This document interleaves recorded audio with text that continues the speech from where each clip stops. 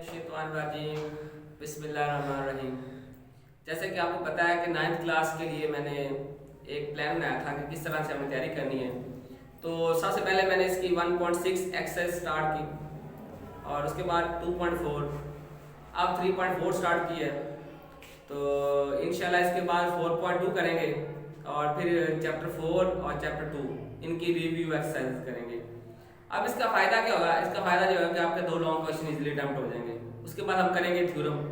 तो इस तरह से इंशाल्लाह आपका थ्योरम वाला पोर्शन भी कंप्लीट हो जाएगा। तो ये 24 मार्क्स इसके बनते हैं, वो इंशाल्लाह आपके इजीली कवर हो जाएंगे। उसके बाद आपने तैयारी करनी है जी शॉर्ट क्वेश्चंस की, और बल्कि उससे पहले हम करेंगे एमसीक्यूज को तैयार और डेफिनेशंस को, और उसके बाद जो इंपॉर्टेंट शॉर्ट क्वेश्चन है वो तैयार करेंगे। तो अभी 3.4 एक्सरसाइज मैंने स्टार्ट की है। तो ये क्वेश्चन मैंने लिखा है 3.4 का। पहले क्वेश्चन में से 0.8176 मल्टीप्लाई 13.64। अब ये तकरीबन ये क्वेश्चन जो है ना वो आपने जो पीछे एक्सरसाइज की हैं उससे रिलेटेड है। उन्होंने सारी एक्सरसाइजेस को उन्होंने इकट्ठा कर दिया यहाँ पे आके। तो देखिए ये आपने पहले दोनों तरफ इसको एक्स से लेफ्ट कर लेना है, उसके बाद दोनों तरफ आपने लॉग से अप्लाई कर देना है। अब लॉग अप्लाई करने से क्या होगा, ये लॉग एक्स आ जाएगा आपके पास, ये लॉग है तो ये लॉग इसके साथ आ गया। अब देखिए आपने लॉग के जो 4 लाज पढ़े थे उसमें पहला लाभ का ये था कि अगर दो आपके पास नंबर मल्टीप्लाई हो रहे होते हैं तो हम उनको क्या कर देते हैं, ऐड कर देते हैं, दोनों के साथ लॉग लिख देते हैं। अब हमें लॉग निकालना है, इसका सेपरेट लॉग निकालना है, इसका सेपरेट निकालना है, और लॉग निकालना भी हम सीख चुके हैं अच्छी तरह से, लेकिन मैं आपको डिटेल से निकालना सिखाऊंगा विदाउट कैलकुलेटर। ये हमारे पास बुक है, इस बुक के अंदर से हम लॉग के टेबल को लेंगे और उससे हम इसको कैलकुलेट करना सीखेंगे। और जो बच्चे इस तरह ना करना चाहते हो उनके लिए सिंपल ये है कि कैलकुलेटर पर लॉग लिखें, उसके साथ वैल्यू लिखें, उसका आंसर आ जाएगा। फिर उसके बाद इसको लॉग को हल करने नीचे दोनों को ऐड कर लें, आंसर आ जाएगा, उसका एंटी लॉग ले लें। लेकिन मैं चाहता हूं कि आपको जो इसका एग्जैक्ट मेथड है हम उसको अच्छी तरह से डिस्कस कर लें। तो मैं अभी ये बता रहा था कि इसका लॉग निकालना है, तो हमने देखना है जो इशारिया है वो फर्स्ट डिजिट आपका है 8, नॉन जीरो। याद रखना है कि पहला डिजिट हो लेकिन नॉन जीरो हो, जीरो ना, जीरो के अलावा जो भी पहला डिजिट हो। तो ये 8 पहला डिजिट बन रहा है यहाँ पे। इससे जो पॉइंट है वो 1 आगे है, तो पहले डिजिट के बाद हमारा रेफरेंस पॉइंट होता है। इस रेफरेंस पॉइंट से जितना भी आपका पॉइंट या इशारिया आगे होगा उतना इसका कैरेक्टरिस्टिक लेंगे, लेकिन कैरेक्टरिस्टिक यानी माइनस में वो कैरेक्टरिस्टिक आ जाएगा खासा। अब देखिए नेक्स्ट हमने क्या करना है, इसके बाद आपके जो पहले 2 डिजिट हैं वो है 81, इसको आपने चेक करना है तीसरे में। 81 को हम देखेंगे 7 में, और कहां पर देखेंगे, लोगारिथम टेबल के अंदर। अब ये लोगारिथम टेबल कहां पे है, आपकी बुक है, या लोगारिथम के जो टेबल आप बुक्स बाजार से मिल जाते हैं आप वहां से ले सकते हैं। तो इसके अंदर से आपने लोगारिथम टेबल निकाल लेना। 2 टेबल इसके अंदर बने होते हैं, एक है टेबल ऑफ लॉगरिथम और एक एंटी लॉगरिथम का बना हुआ है इसके अंदर। हमने कहां पे जाना है, हमने पहले 2 डिजिट को तीसरे में देखना है, यानी 81 को 7 में चेक करना है। हम यहाँ पे जाएंगे, देखेंगे 81 आपका कहां पे आ रहा है। देखिए टेबल ऑफ लॉगरिथम में 81 को हमने ढूंढा, हमें ये 81 यहाँ पे मिल गया, नजर आ गया 81। अब 81 को हमने देखना है 7 में, तीसरे डिजिट में। पहले 2 डिजिट को तीसरे के अंदर आपने चेक करना है लोगारिथम टेबल के अंदर जाके। अब 81 को आप चेक करें 7 में, देखिए जी 81 के सामने जो पहला नंबर आएगा ना वो 0 होगा, यानी 81 0 में। फिर आगे 1 2 3 4 5 6 7, 81 को 7 में चेक करेंगे तो आपका आएगा 9122। इसको आपने यहाँ पे सेपरेट एक जगह पे लिख लें,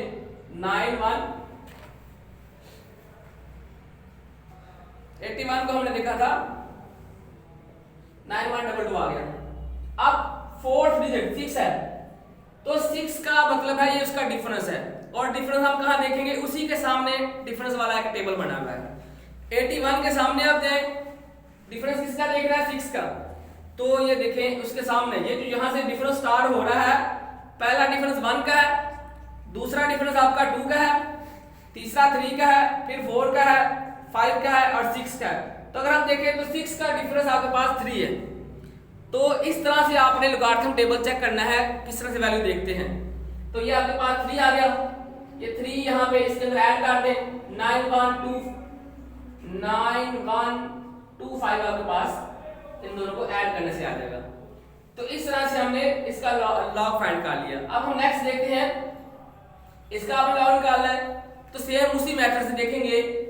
आपका रेफरेंस पॉइंट आ रहा है 1 के बाद, क्योंकि आपने देखना था पहला नॉन जीरो डिजिट, तो पहला नॉन जीरो डिजिट बनता है 1 के बाद आपका रेफरेंस पॉइंट आना है।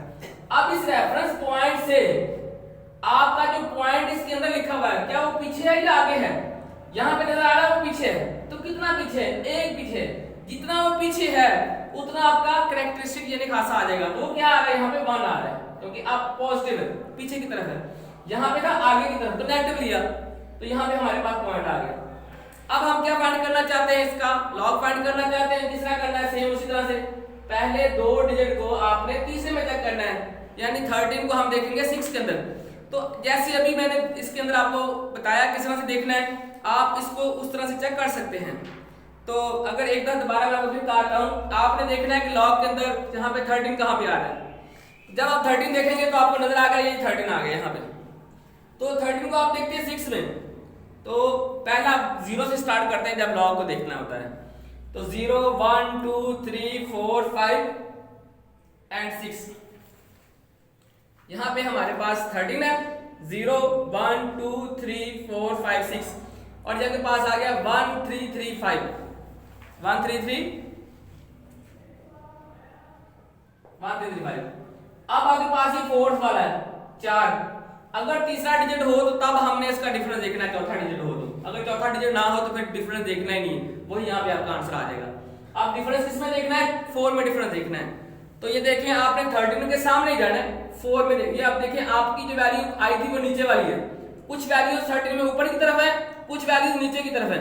जो वैल्यूज नीचे लिखी हुई है उनका डिफरेंस नीचे वाला लेना है, जो वैल्यूज ऊपर है उनका डिफरेंस ऊपर वाला देखना है। अब हमने देखना था 4 में डिफरेंस इसका, तो यहाँ पे चलते हैं 4 की हमारे पास जो वैल्यू है 13 को हमने देखना था पहले 6 में, 13 को 6 में देखा तो हमारा ये निकला था 1 3 3 5। अब इसका डिफरेंस देखना 4 में, तो यहाँ पे देखिए 1 में डिफरेंस कितना है? 3 है, 2 में 7 है, 3 में 10 है और 4 में 13 है। तो ये 13 आपका डिफरेंस आ गया। इसको इसमें ऐड कर दें, ये आएगा 1 3 4 8, तो यहाँ पे आप लिख दें 1 3 4 8। अब देखें नेक्स्ट हम क्या करेंगे, यहां से आपको देखना है कि आपकी पॉजिटिव वैल्यूज कौन कौन सी हैं। तो पॉजिटिव वैल्यू ये सारी की सारी वैल्यू आपकी पॉजिटिव है, तो इसको आप पहले लिखें 1.1348, ये आपकी पॉजिटिव वैल्यू होगी। उसके बाद ये एक वैल्यू लिखी है ना, इसको वॉच करें तो इसमें जो 1 नजर आ रहा है ना आपको, ये नेगेटिव नंबर है, लेकिन ये दूसरा नंबर जो है ना पॉइंट के बाद वाला ये पॉजिटिव है, क्योंकि लॉग के अंदर जो नेगेटिव होता है उसके ऊपर हम लिख देते हैं। तो इसका मतलब ये होगा कि आपका पॉइंट से पहले जो माइनस लिखा हुआ है ये आपका नेगेटिव है 1, क्योंकि इसके ऊपर नेगेटिव लिखा हुआ है, बाकी सारी वैल्यू पॉजिटिव है। तो पॉजिटिव वैल्यू को इसके साथ आप यहाँ पे लिख दें 0.9125, और जो 1 माइनस का था इसको बाद में यहाँ -1 लिख दें। आप क्या करेंगे, इन दोनों को ऐड करेंगे, फिर 1 उसमें से माइनस करेंगे, तो यहाँ पे हमारे पास आएगा 1.1348 0.9125 ऐड कर दें 3, और ये आपके पास आ जाएगा 7402। तो log x, और ये 1 इसमें से माइनस भी कर दें, 1 इसमें से निकाल दें। ये आपने ऐड किया, अब 1 इसमें से माइनस करना है, क्योंकि 1 अकेला है तो बाकी सारी 0 आ जाएंगे पॉइंट के बाद। तो ये 3740 वैसे आ जाएगा, 2 में से 1 निकाल दें, बाकी 1 रह जाएगा। तो ये देखिए हमने इसको एक सारे को सॉल्व करके हमने इसको log x के अंदर इसको हल कर लिया। अब यहां से देखें तो यहां से इस तरह के क्वेश्चन आपने देखे हैं, वो यहां से हम निकालते हैं एंटीलॉग। तो अब हमने इसका निकालना है एंटीलॉग। तो एंटीलॉग किस तरह से निकालेंगे उसके लिए देखें, आपने लिखना है x, जो log आपका है जब आप इधर लेके जाते हैं, इसको 2-3 तरह से आप लोग समझ सकते हैं कि आप दोनों तरफ एंटीलॉग ले लें। जब आप इधर भी एंटीलॉग लेंगे, इधर भी एंटीलॉग लेंगे, log और एंटीलॉग कैंसिल हो जाएंगे, बाकी आपके पास x बच जाएगा। इस तरह से इसका एंटीलॉग यहाँ पे लिख लेंगे। तो या डायरेक्ट आप ये भी लिख सकते हैं, यहाँ से x आ जाएगा और ये log आपका यहाँ पे एंटीलॉग बन जाता है। अब जो बच्चे कैलकुलेटर से कर रहे हैं उनके लिए सेम वही मेथड, आप शिफ्ट दबाएंगे, उसके बाद लॉक को दबाएंगे तो आपके पास वो कैलकुलेटर पे 10 लिखा हुआ आ जाएगा। उसके आगे आप ये वैल्यू लिख दें तो आपका आंसर निकल आएगा। लेकिन अगर आप टेबल से करना चाहते हैं तो मैं बता रहा हूं कि किस तरह करना है आपने। हम क्या करेंगे,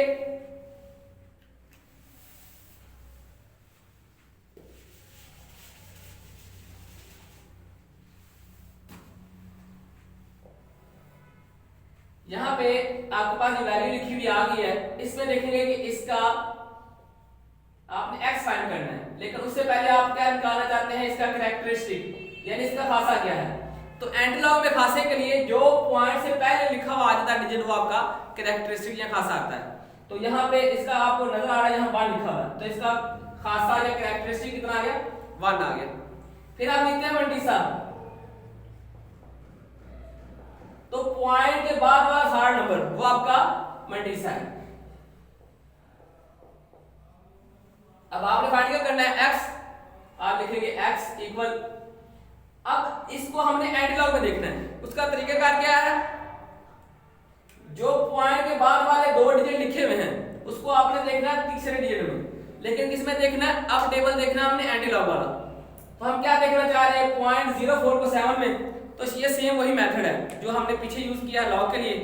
अब आपको टेबल देखना आ गया होगा तो आप वैसे ही इसको चेक कर सकते हैं। हमने देखना चाह रहे हैं पॉइंट 047 के अंदर, तो पॉइंट 04 को 7 में देखें, वो आपके पास आ जाएगा 1114 प्लस ये जो आपके पास 3 है, ये क्या है, ये डिफरेंस है। हम इसका डिफरेंस यहां से देखेंगे कि 3 का डिफरेंस कितना आ रहा है, तो 3 का डिफरेंस 1 आ रहा है, तो ये आपके पास आ गया 1115। अब यहां पे एक बात समझने वाली है, इसे हम कहते हैं नंबर ऑफ डिजिट्स, कि इसके अंदर आपके नंबर ऑफ डिजिट्स कितने हैं। तो नंबर ऑफ डिजिट्स के लिए आप क्या करेंगे, आपने जरा फोकस करना है इस कैरेक्टरिस्टिक पर। ये कैरेक्टरिस्टिक आपको बताता है कि इसके अंदर नंबर ऑफ डिजिट्स कितने हैं, यानी हम दूसरे लफ्जों में ये कह सकते हैं कि जो इसके अंदर मेन इसके डिजिट हैं वो कौन कौन से हैं, कितने हैं। तो आपके पास जो कैरेक्टरिस्टिक होता है, हमेशा आपने क्या करना है, उसमें एक ऐड कर देना है। जिस तरह से मैं आपको एग्जांपल देता हूं, यही हमारे पास वैल्यू लिखी हुई है 1115 और आपके पास कैरेक्टरिस्टिक आ जाता है 0। आपने 0 में 1 ऐड कर देना है। जब आप 0 में 1 ऐड करेंगे तो आपके पास क्वेश्चन क्या, इसका आंसर क्या निकलेगा, 1 आ जाएगा। तो 1 का मतलब होगा कि आपने एक डिजिट के बाद आपने पॉइंट लगाना है। सेम इसी तरह से अगर आपका कैरेक्टरिस्टिक जो है वो -1 में आ जाए, फिर उस सूरत में क्या करना है, आपने वैल्यू आपके पास यही है, आपने इसमें एक जमा ही करना है। तो ये आपके पास है -1, इसमें एक ऐड करें, आंसर आ जाएगा 0।